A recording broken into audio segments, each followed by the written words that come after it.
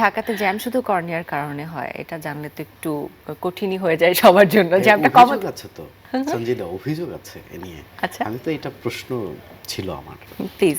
যে দুইটা একদম খুব মেজর অভিযোগ।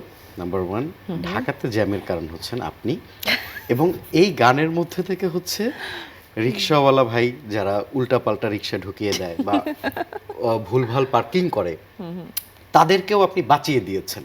এখন অনেকে তো বলছে যে এদের পক্ষ হয়ে শুধু এই সুন্দরীর জন্য এবং গানের জন্য ঢাকাতে জ্যামের তৈরি হয়, মানে এই এলিগেশনটা আছে।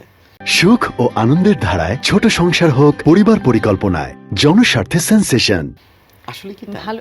বেসিক্যালি এই গানটা হচ্ছে ঢাকাতে জ্যাম শুধু আমারই কারণে বলতে আমি কিন্তু সুন্দরীদেরকে বোঝাচ্ছি, মানে আমরা যারা সুন্দরী আছি না, আমরা যখন হেঁটে যাই তখন এরকম ঢাকাতে জ্যাম লেগে যায়। এমনিতেই ঢাকার জ্যাম বন্ধ করতে আসলেই তো আমরা অনেক বাজে একটা সিচুয়েশন পার করি। জ্যামের জন্য বন্ধ করতে সুন্দরীরা কি ভূমিকা রাখতে পারে, বিশেষ করে শিল্পীরা? ট্রাফিক পুলিশ হিসেবে কাজ করতে পারে। হ্যাঁ, খারাপ কিন্তু খারাপ বলো না, কিন্তু আমরা যদি দাঁড়িয়ে যাই না তখন দেখা যাবে কথা শুনবে কিন্তু পাবলিক। আমার মনে হয় না, no no no no no no no no way. হ্যাঁ, গাড়ি চালাতে চালাতে হঠাৎ করে ব্রেক আর ধরতে পারবে না, মানে কর্নিয়েই মনে করো একজন সার্জন দাঁড়িয়ে আছে, পোশাক। আমি অনেক শক্ত একটা সার্জন হব যদি আমি ওই প্রচন্ড স্ট্রিক্ট হব। ফিমেল সার্জনরা কিন্তু শক্ত হয়, এটা কি সঞ্জিদা জানো? ফিমেলরা যে কোনো রিডিং পজিশনে একদম একদম, মানে আমাদের রাস্তায়, আমি যে রাস্তা দিয়ে চলাচল করি ওখানে একজন ফিমেল সার্জন আছে, তো সে থাকলে একটু আতঙ্ক কাজ করে। আচ্ছা, কর্নিয়ার মিউজিক ক্যারিয়ার নিয়ে আরেকটু কথা বলতে চাই। আমি শুনেছি যে কর্নিয়াকে কিন্তু বাংলাদেশের শাকিরা বলা হয়।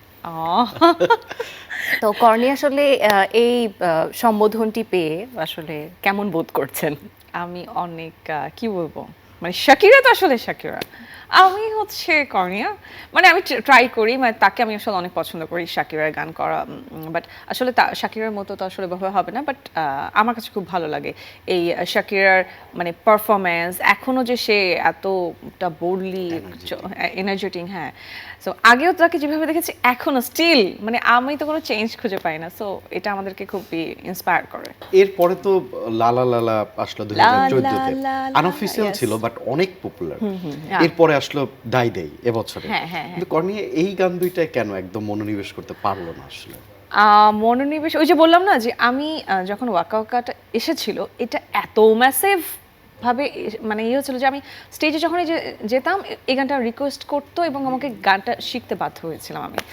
তো এখন পর্যন্ত এই ব্যাপারটা, ওই যে বললাম যে এখন পর্যন্ত এই ব্যাপারটা হয়ে ওঠেনি এই যে গানগুলোর জন্য, বাট দেখা যায় যে এখনো আমাকে ওয়াকা ওয়াকা রিকোয়েস্ট করে। সো এটাও অ্যানাদার ট্যালেন্ট যে একটা ইংরেজি গান বা আমাদের দেশের সাথে যে অ্যাকসেন্টের এত বেশি অমিল, তারপরেও সে খুব ফ্লুয়েন্টলি গানটা করলো। সো একটা একটা করে ট্যালেন্ট, আজকের আয়োজনের মধ্যে দিয়ে কতগুলো ট্যালেন্ট দেখেন আমরা খুঁজে বের করলাম আপনার গানের